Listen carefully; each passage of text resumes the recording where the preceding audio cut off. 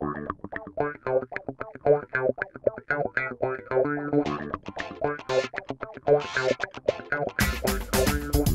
this tutorial, I'm going to demonstrate how you can create subtle HDR images using Lightroom 6. Okay, so here we have 4 different exposures of the same scene, and we are going to use Lightroom 6 in order to merge them into a single HDR image, which will end up looking like this image.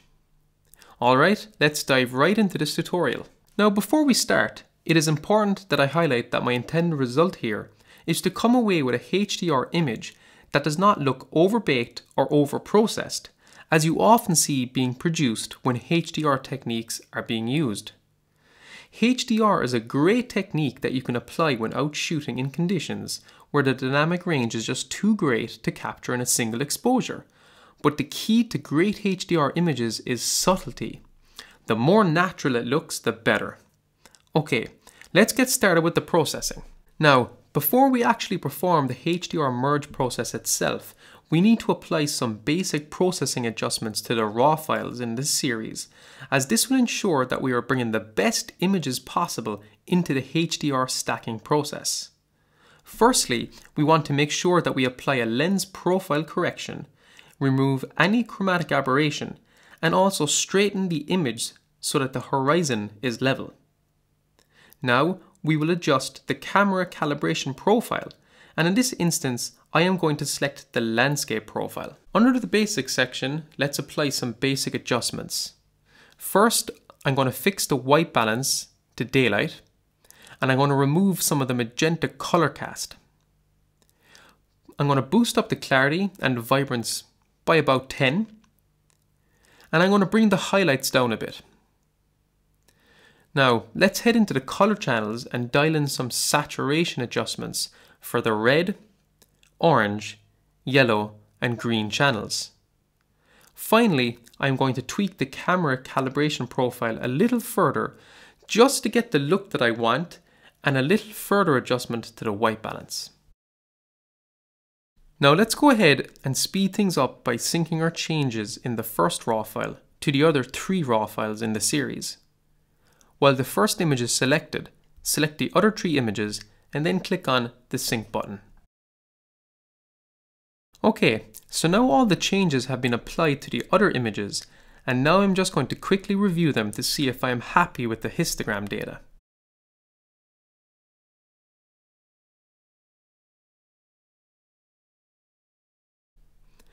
The highlights in image 3 are a little high, so I'm just going to dial these back by reducing the highlight slider.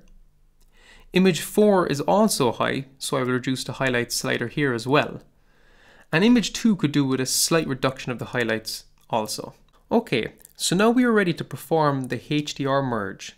Select all of the images in the series and right click, select Photomerge and HDR.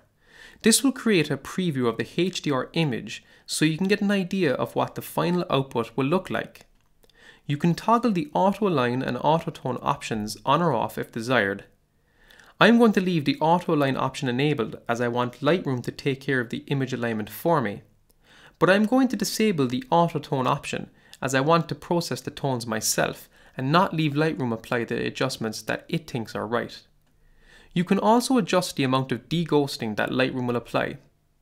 I normally find that the low option is sufficient, but there may be cases where you will need to apply one of the higher settings. Okay, so now the HDR image has been created, and you will notice that it is a DNG or digital negative file format, which is great as it will offer similar processing capabilities as the original RAW files and will not be compressed like a JPEG file would be. Let's now go ahead and make some further tweaks and adjustments to this HDR image in order to get it to where we want it to be. Firstly, I am going to reduce the highlights. Then I will apply some contrast using the tone curve. When using the tone curve, my goal is to spread the histogram data from left to right as much as possible without blowing the highlights or losing too much shadow details.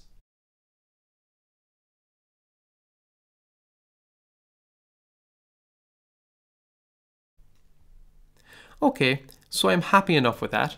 Alright, now I'm going to add a gradient filter to the sky portion of the image so that I can further enhance the sky region. I want to darken the sky and add a little more drama to it, so I'm going to reduce the highlights as well as the exposure a little. And let's also boost the clarity and the contrast sliders a little.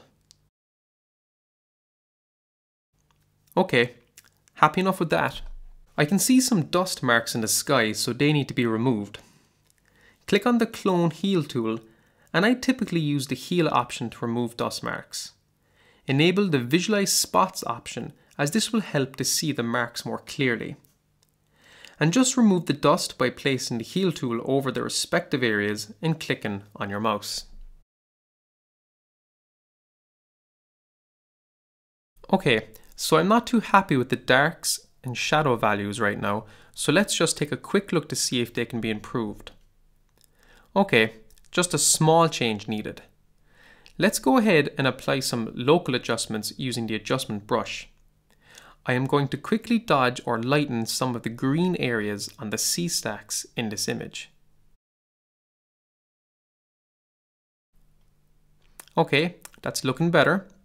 Now I'm going to darken some of the surrounding rocks, which will help to add a little more contrast.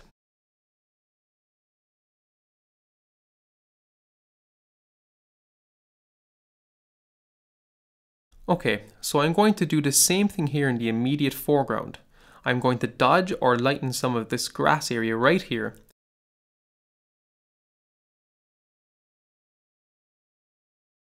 And then I'm going to burn or darken some of the surrounding areas.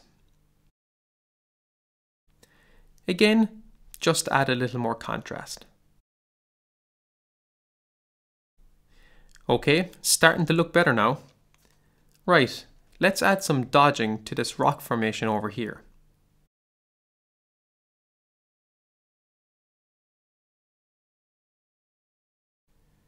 And now I'm going to reduce the brightness adjustment that I applied in the immediate foreground a little earlier, as it is looking a little too bright and not natural. Again, we want to come away with a natural looking image, so rechecking your adjustments and modifying them further if necessary is a good thing. Right, let's head on over to the cliffs on the right side of the image and see what modifications can be made there. Let's brighten it up a fraction. Try pushing the slider further than you think it should be pushed, just to get an idea of how far you can bring the slider before it starts to look weird or unnatural. Finally, let's brighten up the shadows of the cliff a little, just to bring out some of the detail. Okay, now the image is really starting to come together, but I think some further tweaking can be applied in the midground cliffs here on the left. Let's add some more contrast by burning some of the rock areas.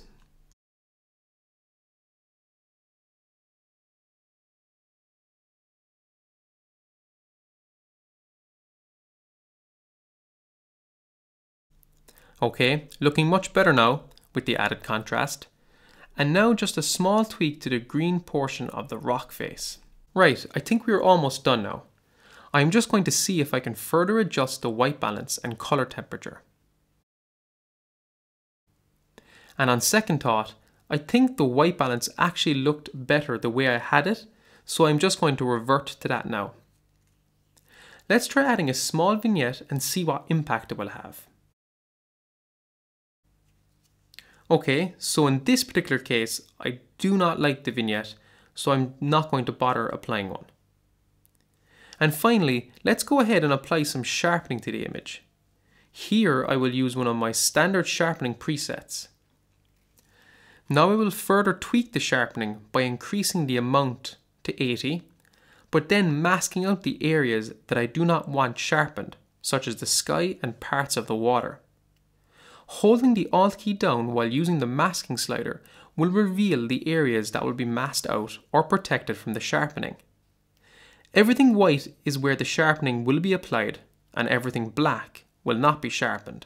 Lastly, I'm going to create a virtual copy by right-clicking on the image and selecting Virtual Copy. And on this copy of the image, I am going to change the crop to that of a 16:9 aspect ratio, as I want the image to have more of a widescreen or cinematic style appearance. And actually, I'm just going to make some final saturation tweaks to the color channels.